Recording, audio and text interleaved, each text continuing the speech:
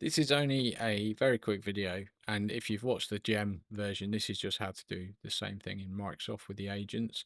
But let's say you've built an agent in Copilot Chat, and now you want to use your whole team to use it. You want to share it around.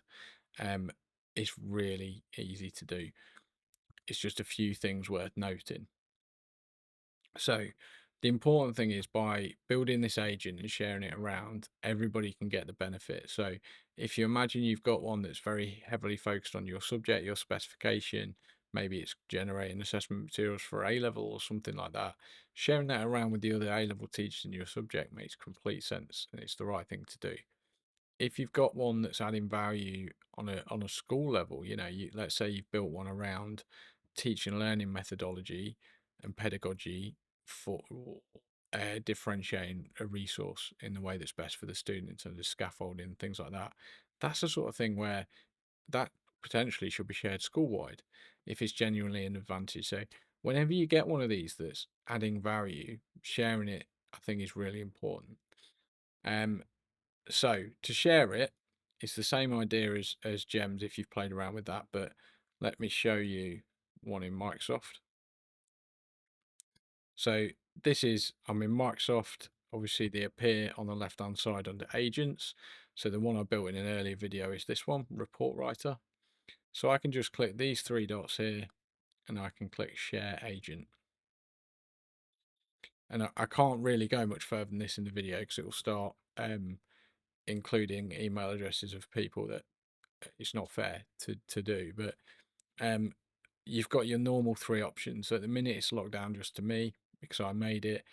I could make it available to anyone in my organization, and it could provide me a link I could share around, which is great. But you just got to be mindful that anyone in your organization often means students and things as well. So, if you're putting that link on a staff website or dashboard or something, that's probably safe because how are students getting access to that?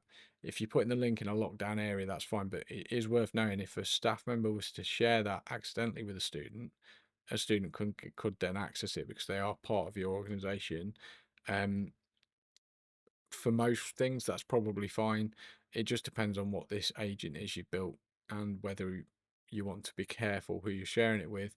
In which case, always going for specific users in your organization is my advice because it's much less likely to go wrong. And often you can use group emails if you've got them, distribution lists, so you can share it for, I don't know, you might have something staff for your whole school or something like that. That might work. Um, but yeah, specific users is safer than the link version. But as long as you know and just judge it by the sensitivity of the data in the agent you've created.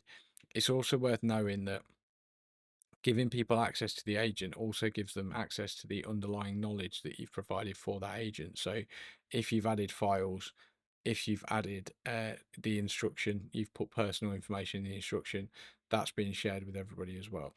So it's just worth being aware of that.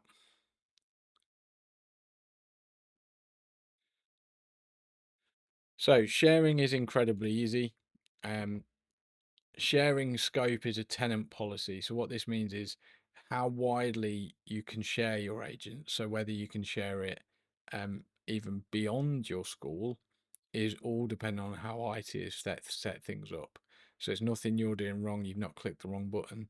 If you're clicking share and you're not seeing what's expected, it's a case of you need to contact your IT person and ask them why and ask them if they can expand it if you've got a valid reason, that type of thing.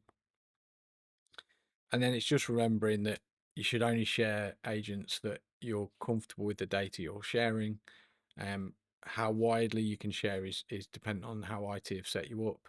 Um, but remembering that you are accountable, not the AI. So if you made an agent that, I don't know, let's say you made a marking agent, which again I've got reservations about what we've talked about that, but let's say a grading agent that was doing it incorrectly and you've said to your whole department, use this grading agent to help you grade your work and you've built it wrong, that's a problem because it's a high risk use of AI you've shared and you've set it up so it doesn't do it very accurately.